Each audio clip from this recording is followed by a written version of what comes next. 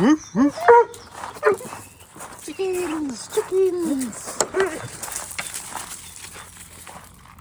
Welcome to our small holding. We're based in the English countryside. We moved into this property a couple of years ago, and apart from a few fruit trees and flowers, it was, and still is, pretty much just a blank canvas. This channel will be here to document the transformation of the land, the gardens, and the main house, and to include you in the learning process all along the way. We're focusing on self-sufficiency, farmhouse renovation, country living, and fully embracing the learning curve. Everything we're doing is pretty much self-taught, so please be patient with us. We're figuring this out all as we go along. This video is going to be all about composting.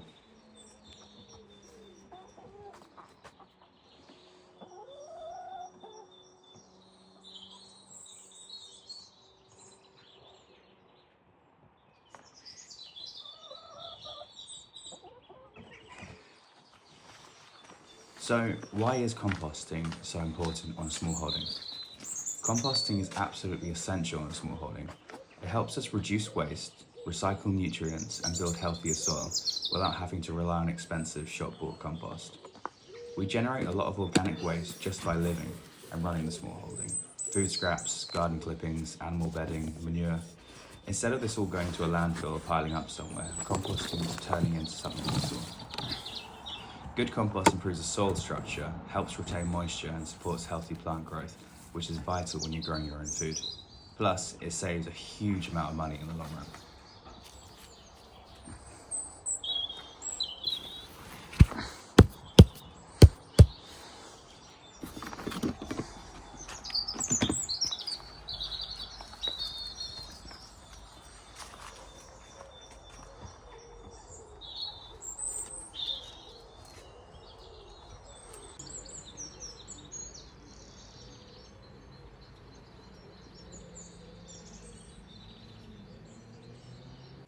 Okay, so here we've got the HotBins. These usually take between 30 and 60 days to produce compost using a mixture of green and brown waste. So things like grass cutting, food scraps, shredded paper and cardboard.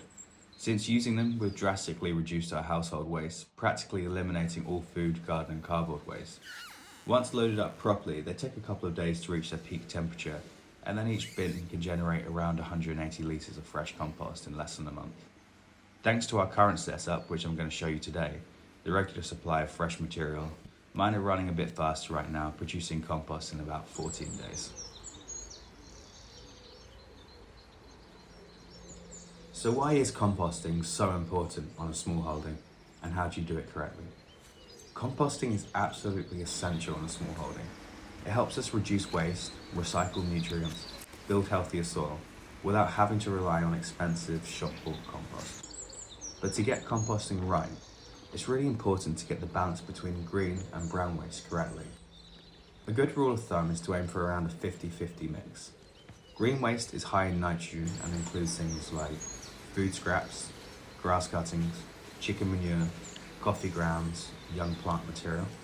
And brown waste is really high in carbon and includes shredded cardboard paper, straw, dead leaves, wood chips or sawdust, twigs and small branches. This balance is so important because it controls the temperature, the speed and the quality of your compost. Too much green waste, like fresh grass or chicken manure, and your compost can become soggy, smelly and slimy, and it might even cool down if it gets compacted. Too much brown waste, like straw or wood chips, and it can take forever to break down. It just sits there, dry and cold. Grass cuttings are brilliant for heating up the pile because they're nitrogen rich, but adding too much at once can create a dense mat that restricts airflow and causes the temperature to drop. Likewise, straw is great for bulk and structure, but if you don't mix it with enough greens, the compost can get really hot and it'll break down really slowly. Filling raised beds with homemade compost. I've been using our homemade compost to fill up our 4 new raised beds I built last month. Last year I used twigs, cardboard, shop-bought compost, but it was so expensive. Every time it rained or I left it a few days, the level dropped by about a foot, and it honestly felt like I was burning wheelbarrows full of cash. This year I've mainly been filling them up with our homemade compost, chicken manure, horse manure, and even cow manure. I did top them up with some shop-bought compost this year and some mushroom compost, but that was only because I was in a rush to get everything planted before spring.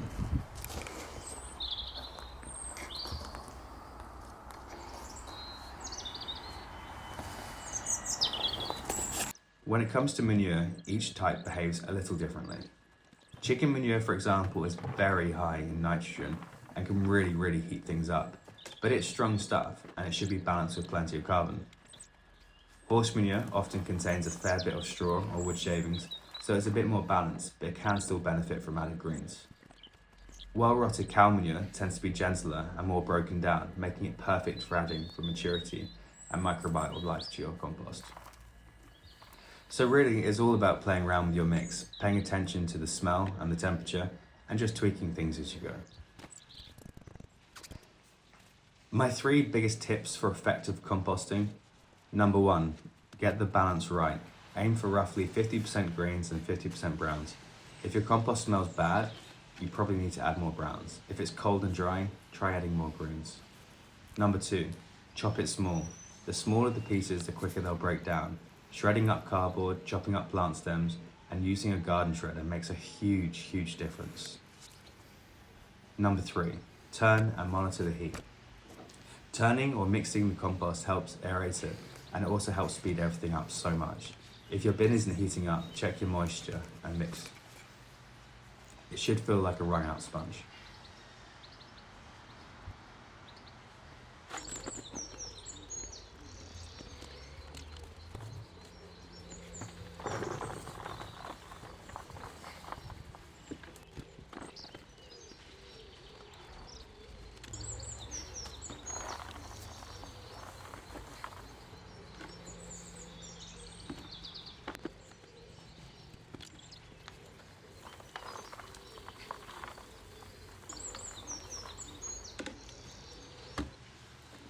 Storing shredded garden waste.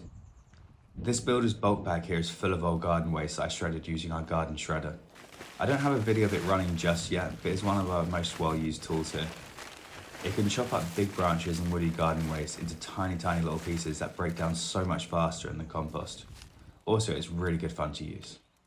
At the time, I hadn't built the wooden compost bins just yet, so this was the only way I could store them all in one place.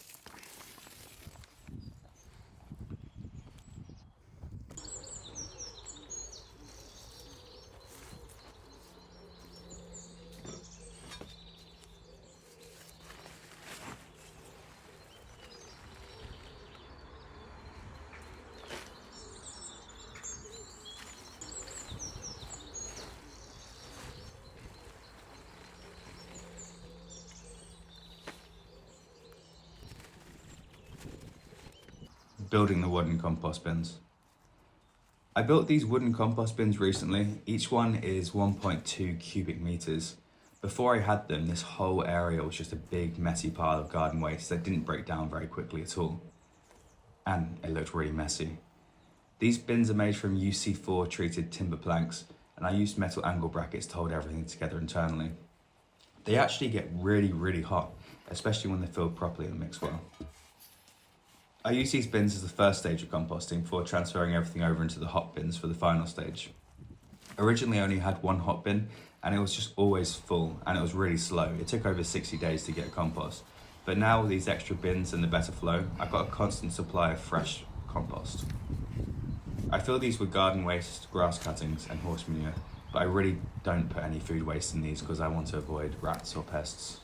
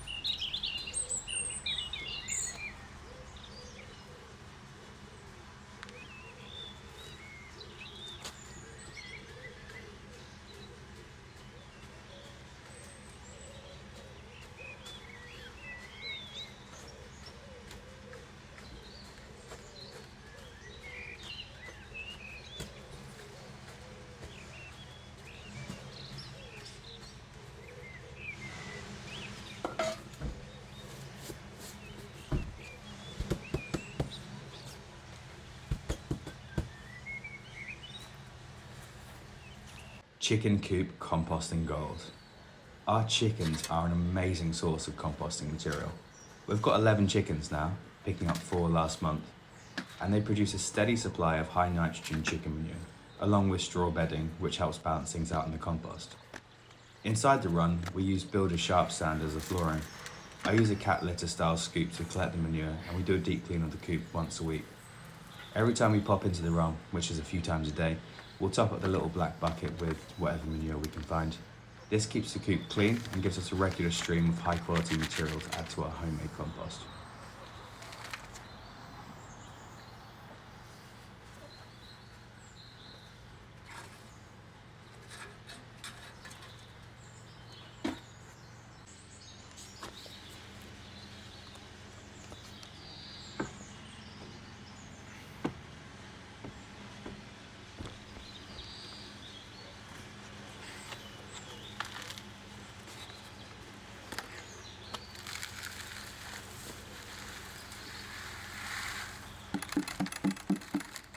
In the main house, we have just a small food waste caddy. Any leftovers that we don't eat, along with coffee grounds, tea bags, shredded paper, eggshells, and even dead flowers, all go into the caddy. It might seem like a small thing, but it really does add up quickly. All of that gets added straight to the hot bins to help with the composting going year round. It's just another way for us to try and make the most of everything we use and waste as little as possible around the house.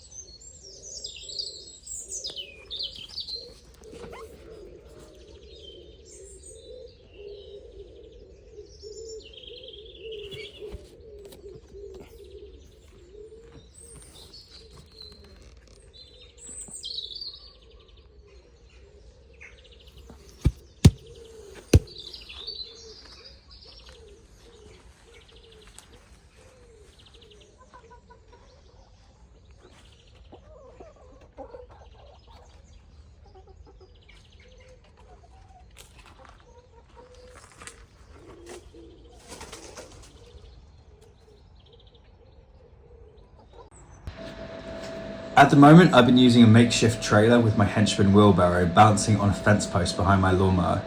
It gets the job done, but honestly, upgrading to a proper tow bar setup would make things a lot easier, especially around corners, which can be tricky to say the least.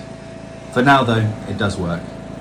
I can tow about 4 or 5 bags of compost, sand or soil at any one time with this setup, but it is quite time consuming.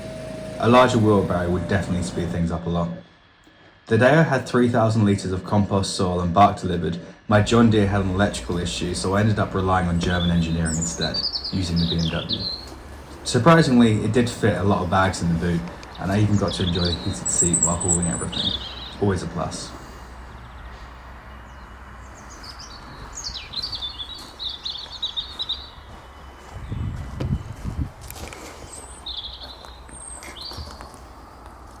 Looking ahead, I think something like a UTV, maybe a Polaris Ranger, a John Deere Gator, a Kubota, or even a quad bike would be really useful. That said, they are quite pricey and they do come with their own set of limitations. I've also been considering a Toyota Hilux Invincible X, which could do the same job, but would also have the added benefit of being able to go further, offer more comfort, practicality, and presumably be a lot easier to resell. Plus, it's not actually that much more expensive than UTV options. And right at the end, you can see our local farmer and friend generously dropping off a ton of well-rotted cow manure with his telehandler. Massively helpful, especially as he was able to unload it right by the vegetable garden.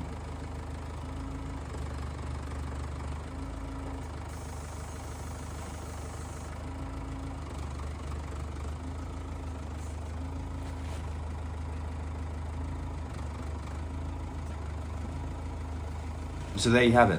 Thanks so much for watching. If you've got any composting tips, questions, or you just want to say hello, then drop a comment below.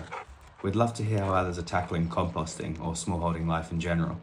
And if you're interested in more videos on self-sufficiency, renovating our old farmhouse, or life in general on the countryside, make sure you hit that subscribe button so you don't miss the next one.